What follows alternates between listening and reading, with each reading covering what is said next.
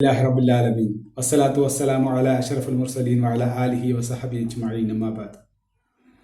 ഏറെ പ്രിയം നിറഞ്ഞ എൻ്റെ ശബ്ദം ശ്രവിക്കുന്ന ലൗദ ഖുർആൻ മാസ്റ്റേഴ്സ് ക്ലബ്ബിലെ എൻ്റെ സഹോദരന്മാരെ, അസ്സലാമു അലൈക്കും വറഹ്മത്തുള്ളാഹി. ഇനി ഞാൻ പറയുന്ന കാര്യങ്ങൾ നിങ്ങൾ ഒരു നിമിഷം ഒന്ന് മനസ്സിൽ കാണുക. വല്ലാതെ തിരക്കേറിയ ഒരു സ്ട്രീറ്റ്, അവിടെ ഒരു വലിയ മാർക്കറ്റാണ്. അവിടെ നൂറുകണക്കിന് ഷോപ്പുകളുണ്ട്.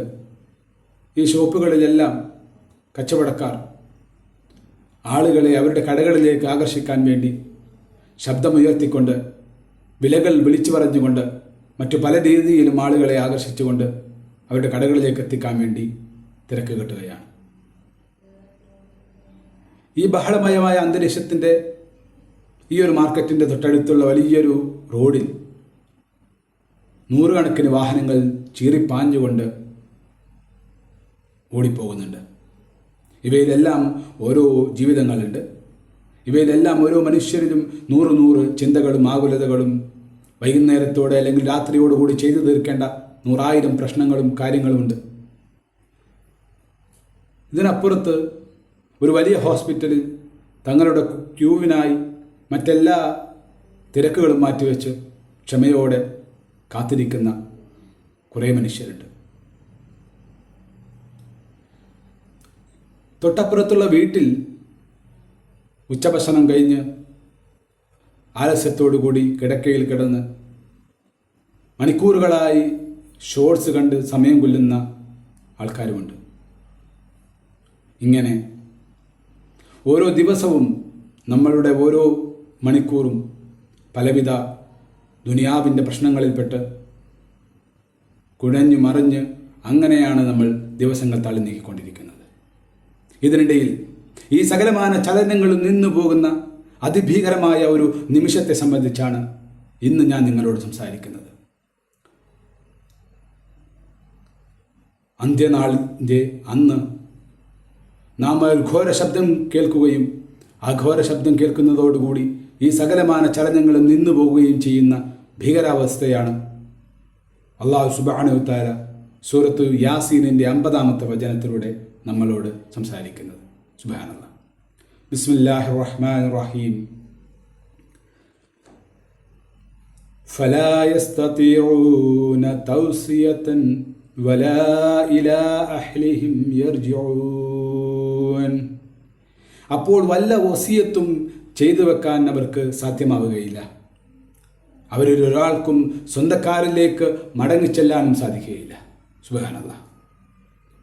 ഈ ഒരൊറ്റ ആയത്തിൻ്റെ തഫ്സീറുകളിലൂടെ പോകുമ്പോൾ തന്നെ നമുക്ക് ഒരുപാട് കാര്യങ്ങൾ വെളിപ്പെടും. ഒന്നാമതായി, ഈ ദിവസത്തിൻ്റെ ഈ ഒരു ഘോര ശബ്ദം കേൾക്കുന്ന ആ ദിവസത്തിൻ്റെ ഭീകരതയെ സംബന്ധിച്ചാണ് ആദ്യമായി മനസ്സിലാക്കുക. അതായത്, മനുഷ്യൻ മരണത്തെ പൂർണ്ണമായും മറന്നു കളഞ്ഞ് ധൃതിയിൽ പലവിധ കാര്യങ്ങളിൽ മുഴുകിയിരിക്കുമ്പോഴായിരിക്കും അത് സംഭവിക്കുക എന്ന്. സുബ്ഹാനല്ലാഹ്. പ്രവാചക പ്രഭു സല്ലല്ലാഹു അലൈഹി വസല്ലം പറഞ്ഞല്ലോ, ഒരാൾ ഒരു കച്ചവട കരാറിൽ ഏർപ്പെട്ടുകൊണ്ടിരിക്കും, എന്നാൽ അത് പൂർത്തിയാക്കാൻ അവന് സാധിക്കുകയില്ല. ഒരാൾ ഒരു ഉരുള ചോറ് തൻ്റെ വായിലേക്ക് ഉയർത്തും, എന്നാൽ അത് കഴിക്കാൻ അദ്ദേഹത്തിന് സാധിക്കുകയില്ല എന്ന്. സുബ്ഹാനല്ലാഹ്. അത്ര പെട്ടെന്നാണ് ഇത് സംഭവിക്കുക എന്നർത്ഥം. അന്നത്തെ ദിവസം ഒരു വസിയത്ത് ചെയ്യാൻ പോലും സാധിക്കുകയില്ല എന്ന് പറഞ്ഞാൽ അത് വല്ലാത്തൊരു വാക്കാണ്. കാരണം അന്ന് ആ നിമിഷം വരെ വിയർപ്പൊഴുക്കി സമ്പാദിച്ചതെല്ലാം ഒരാളെ വിളിച്ച് ഇത് നേൽപ്പിച്ചു പോകാൻ പോലും സാധിക്കാത്ത വണ്ണം ധൃതിയിൽ അവന് ഇതെല്ലാം നിർത്തി തൻ്റെ അടുത്ത ജീവിതത്തിലേക്ക് പോകേണ്ടി വരുന്ന വല്ലാത്തൊരു ഭീകരാവസ്ഥയാണത്. ഒന്ന് മാറി ചിന്തിക്കാനോ ഒരു ചെയ്തു പോയ ഒരു തെറ്റിൻ്റെ പേരിൽ ഒന്ന് പാശ്ചാത്തപിക്കാനോ പോലും സാധിക്കാത്ത വണ്ണം വളരെ ധൃതിയിലാണ്, വളരെ പെട്ടെന്നാണത് സംഭവിക്കുക. പ്രവാചക സല്ലല്ലാഹു അലൈഹി വസല്ലം ഒരിക്കൽ നമ്മെ പഠിപ്പിച്ചല്ലോ, മരണത്തെക്കുറിച്ച് ധാരാളമായി ഓർക്കുകയും അതിനുവേണ്ടി തയ്യാറെടുക്കുകയും ചെയ്യുന്നവരാണ് നിങ്ങളിൽ ഏറ്റവും ബുദ്ധിമാനെന്ന്. ഇത്തരം ബുദ്ധിമാന്മാരുടെ കൂട്ടത്തിൽ എനിക്കും നിങ്ങൾക്കും ഉൾപ്പെടേണ്ടതില്ലേ?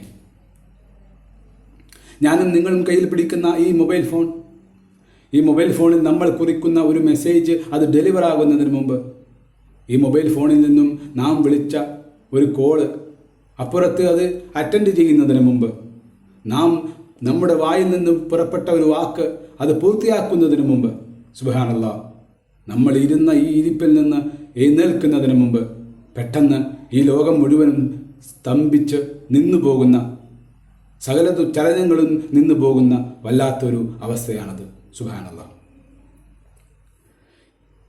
അതോടുകൂടി നമ്മളെല്ലാം ജീവിച്ച ഈ ജീവിതവും ഈ ഭൂമിയും ഈ ആകാശവും ഈ കാണുന്ന സകലമായ കാര്യങ്ങൾ മുഴുവനും എല്ലാം വെറും ചരിത്രമാകും. പിന്നീട് ബാക്കിയാകുന്നത് നാം ഈ നിമിഷം വരെ ചെയ്തു വെച്ച നന്മകൾ മാത്രമായിരിക്കും. അപ്പോൾ എനിക്കും നിങ്ങൾക്കും സമാധാനത്തോടുകൂടി പറയാൻ എന്ത് നന്മയാണ് ഈ ഇത്രയും കാലത്തെ ജീവിതത്തിന് ശേഷം ബാക്കിയാവുക? ആലോചിച്ചിട്ടുണ്ടോ?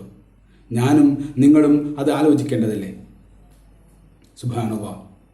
ധാരാളമായി നന്മയിൽ മുന്നേറാനും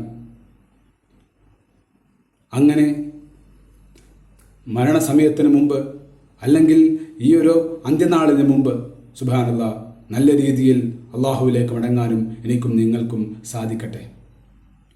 അല്ലാഹുമ്മ ഇജ്അൽ ഖൈറ അഅ്മാലിനാ ഖവാതിമിഹാ വ ഖൈറ അയ്യാമിനാ യൗമ നൽഖാക്. അല്ലാഹുവേ, ഞങ്ങളുടെ പ്രവൃത്തികളിൽ ഏറ്റവും നല്ലത് അവസാനം വരുന്നതാക്കി തീരണമേ. ഞങ്ങളുടെ ജീവിതത്തിലെ ദിവസങ്ങളിൽ ഏറ്റവും നല്ല ദിവസം നിന്നെ കാണുന്ന ദിവസമാക്കി തരണേ. അസ്സലാമു അലൈക്കും വറഹ്മത്തുള്ളാഹി.